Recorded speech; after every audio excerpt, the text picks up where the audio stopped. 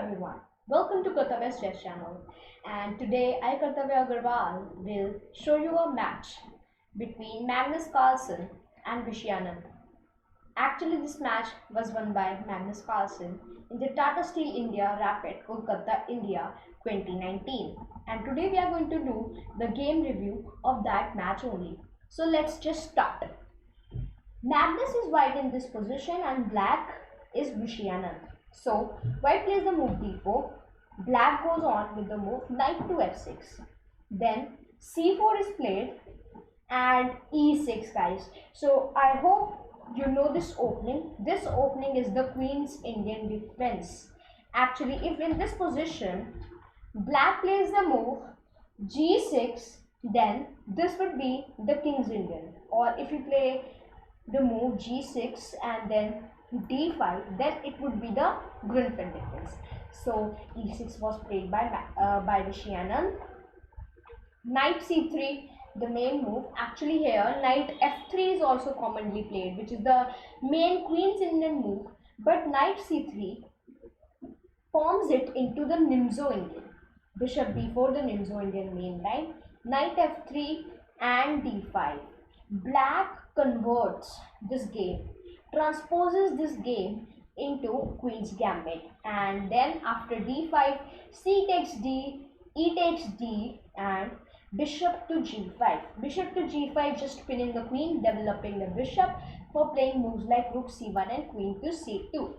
So in this position, black played the move h6 to kick the bishop away, but white bishop goes to h4 to pin it for move time. Then black castles, white moves the move e3, white plays the move e3. This is played to just give some protection to the d4 pawn, and if black takes this knight, then the pawn would not get any bad position, guys. Let me just show you here. And after pawn takes the bishop, this is not a bad position for white. Actually, now he has more options to play, like rook to b1, queen to b3, and this gives a good advantage. So that is why black is not taking it right now. Here bishop f5 was played in the game, so that after bishop takes knight, pawn takes bishop, rook b1 could be avoided. Knight d2. Why is knight d2 played? Knight d2 is played either to move the queen to f3, or here he could also try to play the move like f4 after some position. g5, just kicking the bishop away. Now if the knight was here and then g5 was played, then there would be a brilliant sacrifice. For example, white plays a move like this and then g5 is played, then there could be a knight sacrifice, guys, and then white would just bring the queen here, then here, takes this with a check, lot of forks. So that is why when the knight was here, then g5 was not played. So after knight d2, g5, bishop moves back to g3. Now here is no knight, so that is why there could not be a sacrifice. And c5. c5 is an amazing move in this position, just doing counter attack on the d4 square. Right now if you see, let's go back, and here you see white is having two pawns, whereas black is having just one pawn in the center. So that is why c5 is played, so that if white exchanges, black would take with the bishop, and if it don't exchanges, then black would capture. c5, a3 is to kick the bishop away, so that the bishop gets kicked and that pawn goes for free. Wait for a second, guys. Here, yes. So bishop takes knight and b takes the bishop. c4 is played to block the bishop on f1 square. Now he cannot move to d3 or c4, and he stops the b5 square also. Now he has only one square to go, which is bishop to e2. h4 is played by Magnus Carlsen. h4 is a very big counter strike by Magnus Carlsen, just kicking and attacking the black's king side, and this could lead to a serious trouble. g4 is played, not accepting it, because if he accepts, he would be just finished. Let me just show you.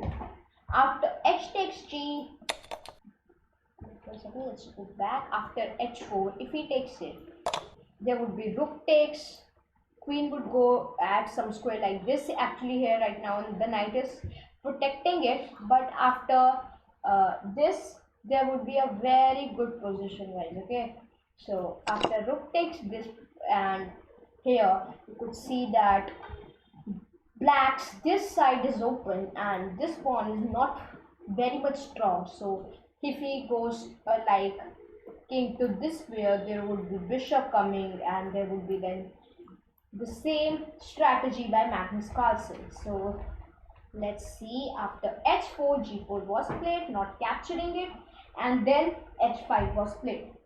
h5 was played to give more space, and now he would come to h4, rook to h4, and attack on the g4 pawn also, guys. So knight b d7, just developing a knight and wants to just develop more pieces and defend his king side. Bishop f4 is played, attacking the weak pawn on h6. Queen to a5. Queen a5 attacks the pawn on c3.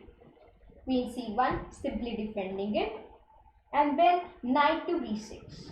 Now here, actually, knight b6, I don't think there is too much of logic in this position, because now black's queen cannot go back. First of all, he has to go here or here to go back, and this would give an extra move to white, which would just lead to very serious trouble also for black's king side.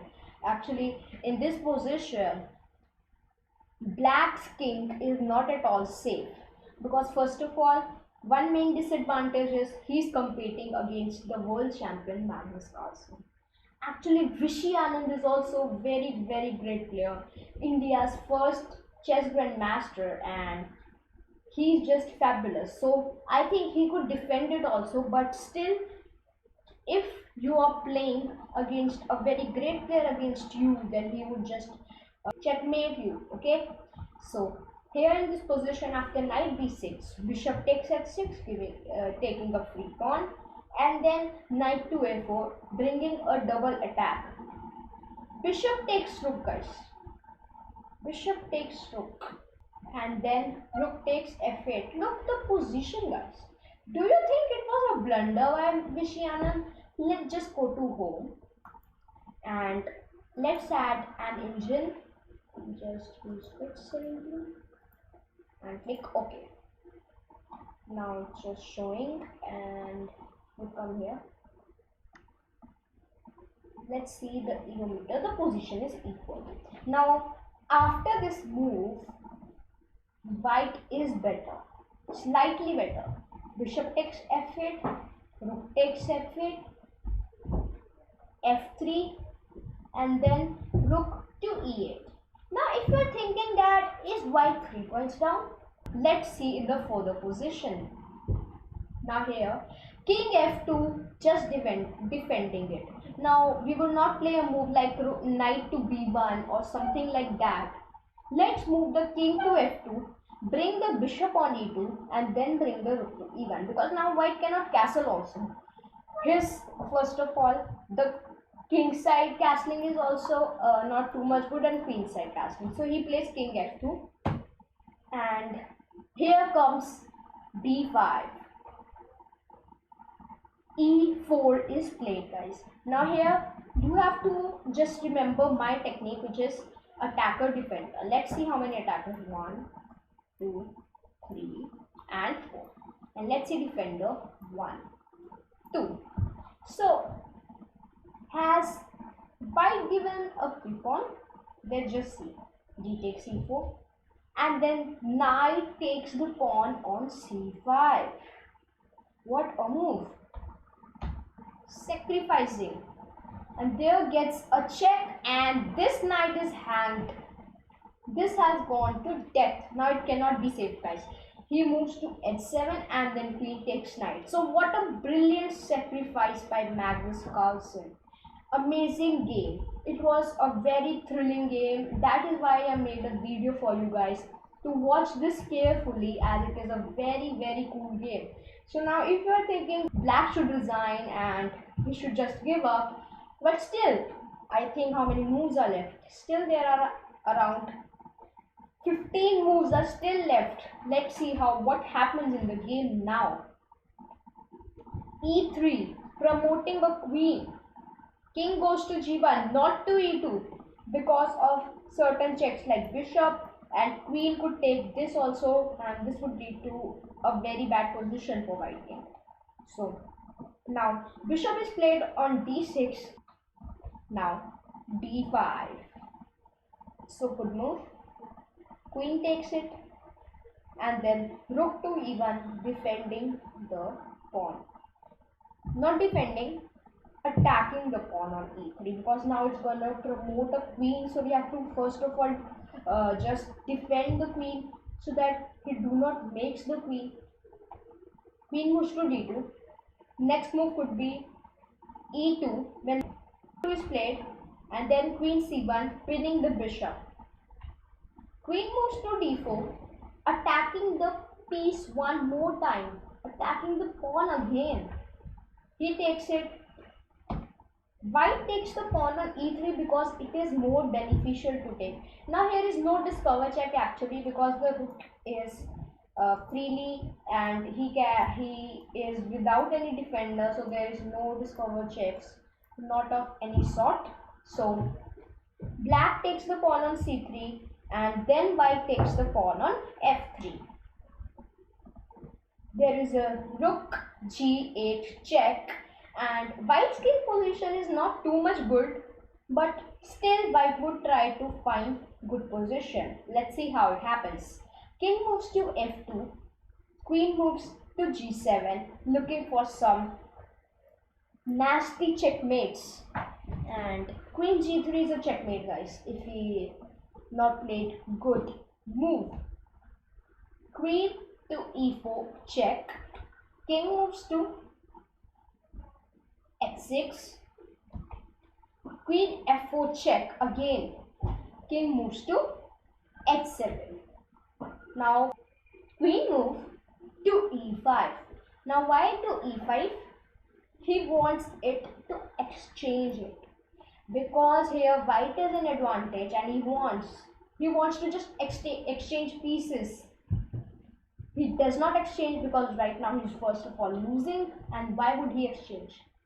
Rook moves to g1, and rook also does not exchanges. He moves to c8.